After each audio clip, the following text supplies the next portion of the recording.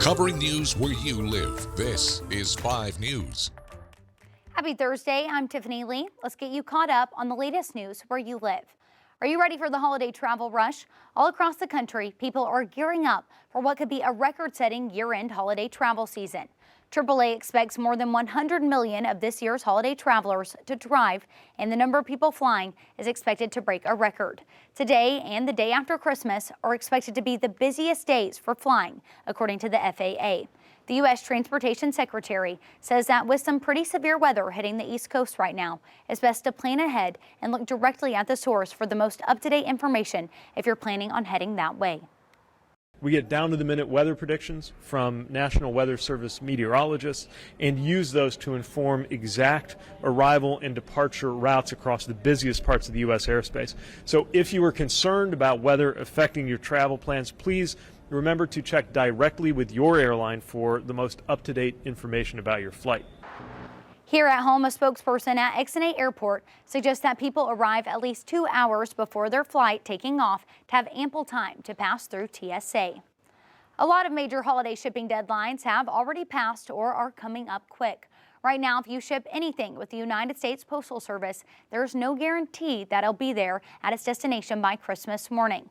For FedEx, there are still some options to send your gifts. You can ship them as late as Friday, or you can ship them, I guess it was yesterday now, so really your only option is on Friday, and that's going to be the Friday before Christmas. Finally, for UPS customers, the latest that you can send packages is today, so make sure you get those in the mail. This option is set for next day air services.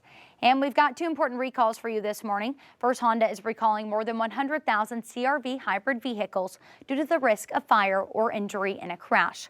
According to Honda, if the vehicle is involved in a crash to the left front fender area, under certain circumstances, a short circuit to the power circuit can occur and the battery cable can overheat. This increases the risk of a fire and/or injury. The recall affects model years 2020 to 2022. Dealers will fix the problem by replacing the battery cable. And second, Toyota is recalling roughly 1 million vehicles because of a defective airbag sensor. The recall affects various 2020 to 2022 Camry, Corolla, RAV4, Lexus, Highlander, and Sienna models. Toyota says a short circuit in a sensor could cause the airbags to malfunction. The sensors prevent the bags from deploying if a small adult or child is sitting in the front seat. And now it's time to get a check of the weather with meteorologist Bella Grace.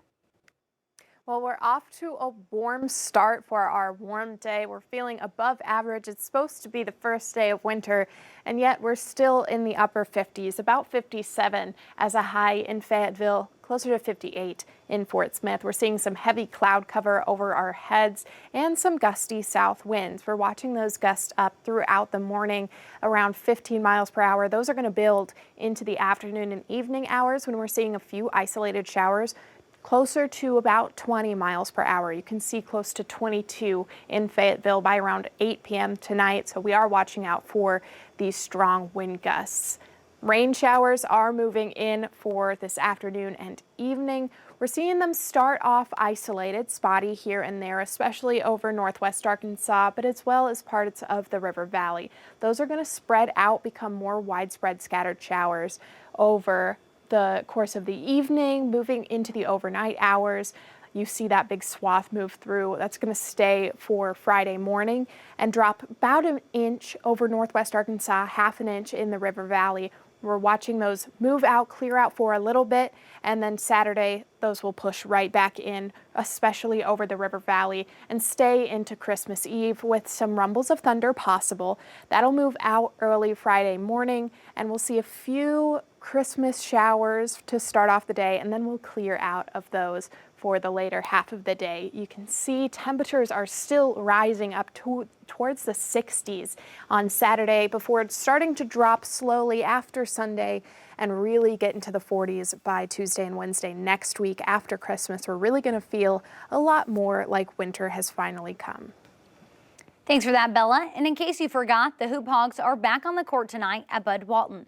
The Hogs will take on Abilene Christian. The game will tip off at 6 p.m. And if you can't make it out to the game, you can watch it on the SEC network. Starting in the new year, law enforcement will be required to take some new training that's centered around handling people with Alzheimer's and dementia. Many times, cases like these end up with a missing person or the death of a person. 5 News reporter Jose Carranza spoke to advocates who say this is just the start for raising awareness. There are over 58,000 Arkansans over the age of 65 currently living with Alzheimer's. Described as a degenerative brain disease, Alzheimer's is the most common form of dementia. David Cook is with the Alzheimer's Association, focusing on public policy and government affairs. And we don't have a red or blue issue, we have a purple issue because it does impact everyone. With 6 in 10 people living with dementia prone to wandering, one of his priorities was to help spread awareness. They're very common to display elopement. They're prone to wander because of the confusion.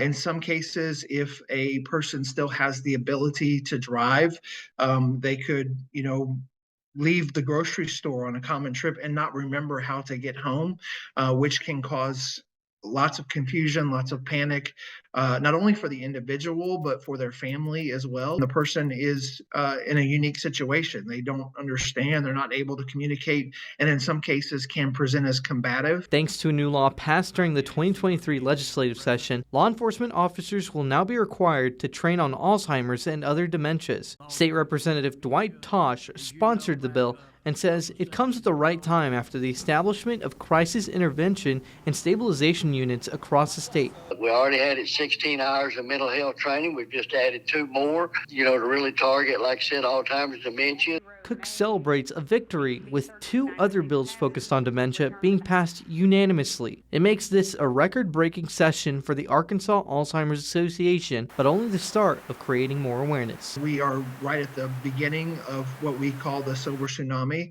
where baby boomers are about to hit retirement age, and the prevalence of Alzheimer's and dementia across the state of Arkansas is expected to increase by nearly 16% in just 2 years. Covering News Where You Live, Jose Carranza, 5 News.